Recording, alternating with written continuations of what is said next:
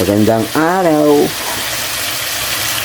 Ang ulam namin today is adobo. Pork adobo. Request ng anak ko. Kaya gusto ko niya ng adobo. So, magluluto tayo ng adobo.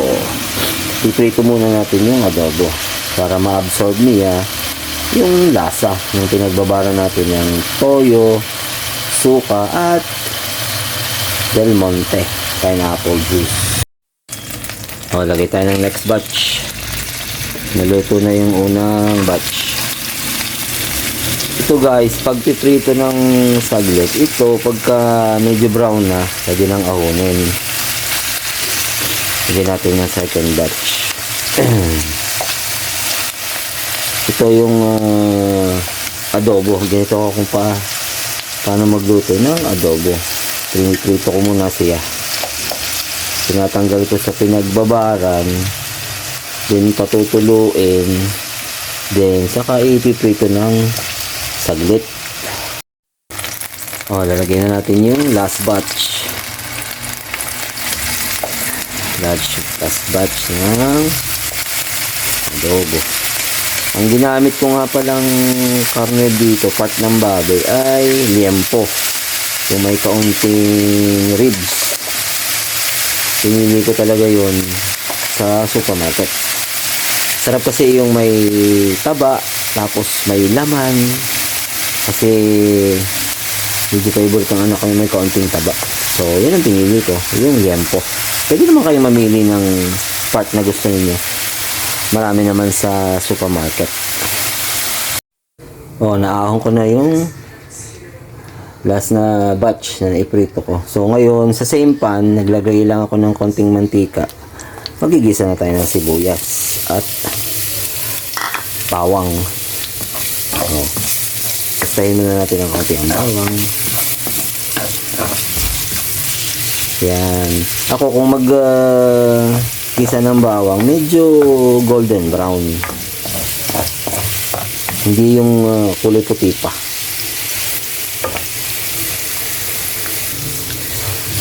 Yung ginamit nating pan, di natin pinalitan. Kasi yung naiwan na juice na kumatas doon sa karne, nandito yon, masarap yon.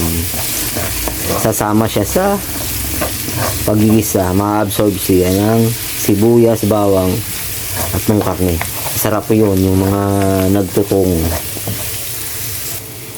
Nakalimutan ko nga palang sabihin na pagpiprito sa medium heat lang para hindi masunog yung karne.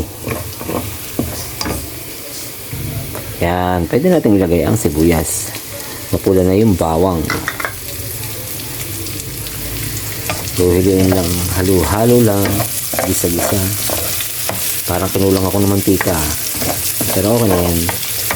Halo-halo na lang. Sa part na ito, nilagay ko na yung karne. Gigisahin lang natin siya ng saglit para ma-absorb niya yung lasa ng bawang at sibuyas. Nagisa na siya. So, dagdag na lang tayo ng paminta. Ako, mas gusto ko yung pamintang durog kaysa sa buo. Kasi yung durog, mas malasa yun kaysa sa buo. Kaya mas masarap na lagyan natin na paminta. O yan, gigisa lang natin yan. Tapos, add na natin yung pinagbabaran. O, halfway pa lang. Kita mo naman ang kulay. Yummy na. Diba? Tapos, alagay natin to. Yung pinagbabaran niya ng overnight. Ito nga pala guys, yung mga ingredients na ginamit ko. Dato puti, nor, likam kina, dark soy sauce, at saka cane vinegar.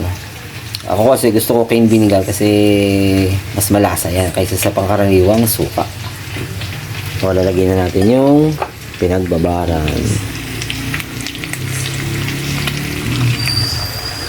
Then, lalagyan natin siya ng tubig.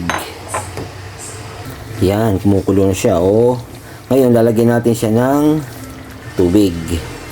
1 cup lang nilalagay ko muna. Yan, ang tubig nga pala namin, binibili namin sa Classic Flow. Classic Flow, shout out. Bekenemen. Ang, nakalow pa yan. Mamaya, pag lagay natin ng laurel, i-high heat nyo. Pag kumulo na, tsaka natin lagay sa medium heat. Pakuluin nyo ng mga 1 oras siguro. Yan, iwan muna natin siya ng 30 minutes siguro or to 1 hour. Tambay muna tayo. Chat-chat muna. Check natin ng kumukulo na. Uy, aba. Ayos, kumukulo na. Simmer lang natin siya ng 30 minutes pa. Check natin ang ating niluto. Oh, diba? Lapit na siyang maluto.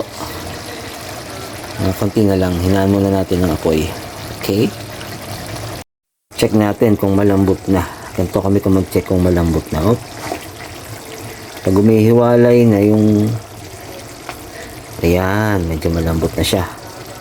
Pero mga 10 minutes pa ito. Simmer.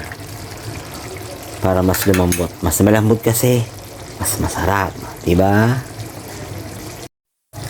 Nga pala, hindi nga pala kami naglalagay ng sili. Kasi yung anak ko ayaw nang maanghang. So, wala akong nilalagay na sili.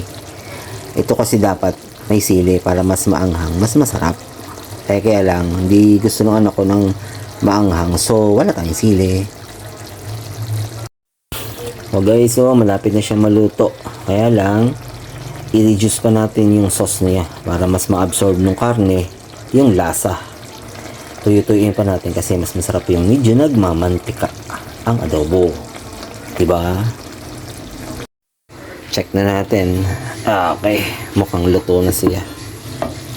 Oh, I see. Yan, luto na siya. Oh, diba? Kakain na.